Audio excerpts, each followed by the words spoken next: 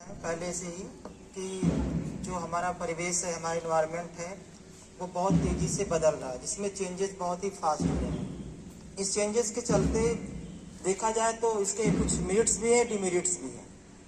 अगर डिमेरिट्स की हम थोड़ी सी उसे कंसीडर करें अलग से, तो डिजीज़ के बारे में जानेंगे।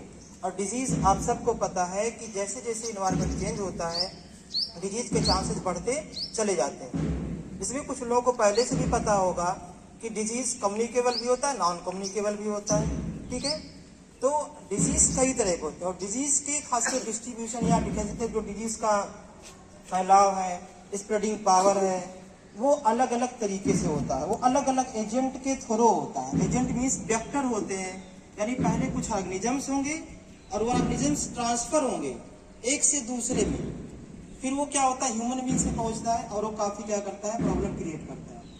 तो कुछ ऐसे डिजीज हैं जो आप आसानी से उससे बच सकते हैं, और बचने के लिए आपको पहले से थोड़ा बहुत सुपरफिशियल नॉलेज होना चाहिए। अब जैसे यहाँ प्रेजेंट टाइम में देखा जाए तो जो इन्वायरमेंट है बहुत तेजी से यानी गर्मी की ओर बढ़ ही रहा है। अब यहाँ पे चांसेस ये बनते हैं कि गर्मियों में जो कम्युनिकेबल डिजीज हैं उनके चांसेस भी बढ़ रहे हैं। वो बढ़ कैसे रहे हैं?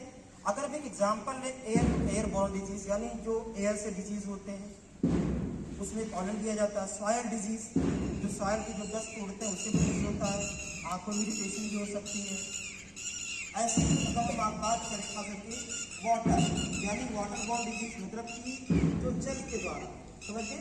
तो यहाँ पे अगर जल एक जो वाटर है आपका, वो वाटर एक मतलब खास करके वेक्टर है, एजेंट नहीं है। मतलब कि वो क्यों ले जाता है, कैरी करता है, माइक्रोऑर्गेनिज्म को कैरी करता है और वो आप तक पहुँचेगा और आपको इन्फेक्टेड करेगा। इन्फेक्शन के बाद आप उसमें अभी काफ़ी लॉस होंगे, आपको बिजनेस होगा, सारी चीज़ें होती रहेंगी। तो यहाँ पे देखना है स्पेशली जो असेंबली ऑर्गेनाइज करा गया आज यूपी गवर्नमेंट की तरफ से मुहिम चलाया जा रहा है, जिसमें आपको ये बताने के लिए बोला गया किसी भी स्कूल, कॉलेज या government sector, central government sector, इस सब में एक अवेयरनेस प्रोग्राम चलाया जा रहा है। इसके तरीके क्या है कि आपको वाटर, खासकर स्पेशली वाटर पे फोकस करना है कि गर्मी का मौसम है तो वाटर की जो कंज्यूम जो खपत हो ज़्यादा दिन ब दिन उसकी बढ़ती है।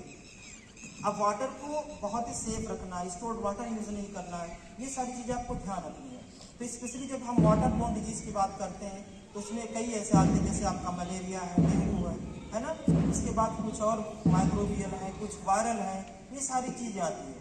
अगर स्पेशली प्रेजेंट टाइम में देखें तो जो हमारा लखनऊ है, खासकर लखनऊ, ये हमारे कुछ तराई बेल्ट के डिस्ट्रिक्ट से घिरा हुआ है। तराई बेल्ट मीन्स अगर हम कंसिडर करें तो लखीमपुर खीरी, बहराइच, बलरामपुर, श्रावस्ती, महाराजगंज, ये ऐसे डिस्ट्रिक्ट हैं जो तराई बेल्ट को कवर करते हैं। और तराई बेल्ट में खास करके देखा जाता है कि जो जापानी स्प्लाइटिस है ये इसके फैलने के चांसेस ज़्यादा हैं, क्योंकि तराई बेल्ट में पैडी खेती, धान की खेती बहुत होती है और तराई बेल्ट में वाटर ज़्यादा ही होता है, मतलब बात प्लगिंग होती है वाटर की, और कुछ फ्लड एरिया भी होते हैं। तो देखा जाता है बहुत इंटरेस्टिंग चीज़ में भी होती है कि कुछ ऐसे मॉस्किटो के गट में आ जाता है वो लार्वा, और यानी लार्वा का नाम है खास क्यूलेक्स। क्यूलेक्स एक लार्वा है, वो क्यूलेक्स जब मॉस्किटो के गट में आ जाएगा फिर वो क्या होगा इजीली, फिर जब किसी ह्यूमन बींग्स को बाइट करेगा तो उसे जापानी इंसेफेलाइटिस कंफर्म की हो ही जाएगा, है ना। तो इसीलिए आपको ध्यान रखना है उसके कुछ सिम्टम्स यानी आप देखेंगे तो बहुत ही कॉमन सिम्टम्स है जो सबको लगभग पता भी होगा। डेंगू के सिम्टम्स, टाइफाइड के सिम्टम्स, समझ गए। उसके बाद मलेरिया के सिम्टम्स, ज़्यादा इसमें डिफरेंसेस नहीं होते हैं। स्टमक क्रैम्पिंग, सर दर्द यानी हेडेक की प्रॉब्लम होती है। उसके बाद अगर देखें उसमें तो क्या नाम है, मसल्स पेन, ये सारी चीज़ें होती हैं। तो अभी हमने कुछ टाइम पहले एजेंट की बात की थी। एजेंट मीन्स क्या, यानी जो खास करके वेक्टर के साथ जाता है। तो अगर हम टाइफाइड की बात करें तो साल्मोनेला टाइफाइड, ये एक बैक्टीरिया है जो कि ट्रांसफर होता है और फिर डिजीज कॉज करता है ह्यूमन में, समझ। क्यूलेक्स जापानी इंसेफेलाइटिस यानी ये भी खास कर भी एजेंट है जो कॉज करता है डिजीज, ठीक है। तो यहाँ पे आपको सबसे पहले जानना है प्रिवेंशन, है ना, यानी बचाव। बचाव क्या है, खास करके आप गर्मियों में, भले ही गर्मी हो लेकिन आपको क्या करना है, फुल शर्ट, फुल पैंट, ये ज़्यादा आपको वेयर करना है, समझ गए। ये नॉर्मल सी चीज़ें हैं, मतलब इसका बचाव ही आपका एक ट्रीटमेंट है, इलाज है। तो फुल शर्ट खास करके वाटर, अगर स्टोर्ड वाटर तो आप उसको ना यूज़ करें, आप हमेशा फ्रेश वाटर यूज़ करें।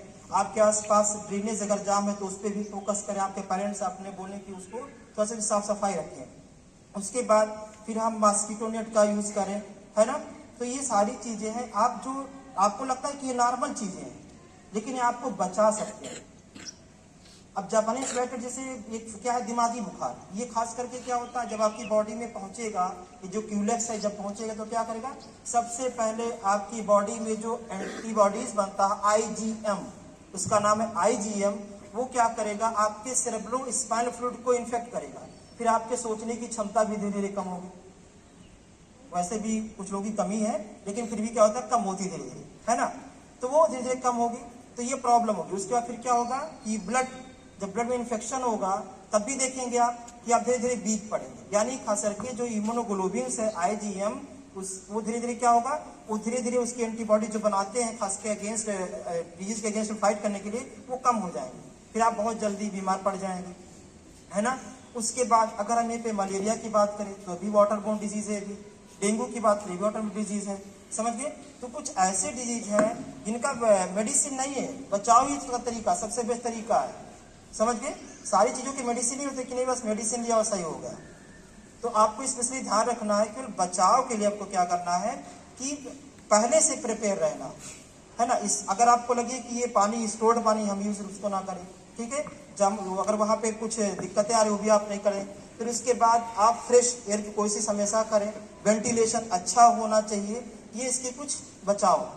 अगर आपको लग रहा है कि आप खास करके कुछ सिम्टम्स दिखाई दे रहे हैं, सर दर्द कंटिन्यूसली 2-3-4 दिन से हो रहा है, स्टमक पेन हो रहा है, मसल्स पेन हो रहा है, तो आप एक अच्छे डॉक्टर को दिखाएं, उससे सलाह लें और खास करके आप घर में ये ट्रीटमेंट करना मत शुरू कर दें, ठीक है।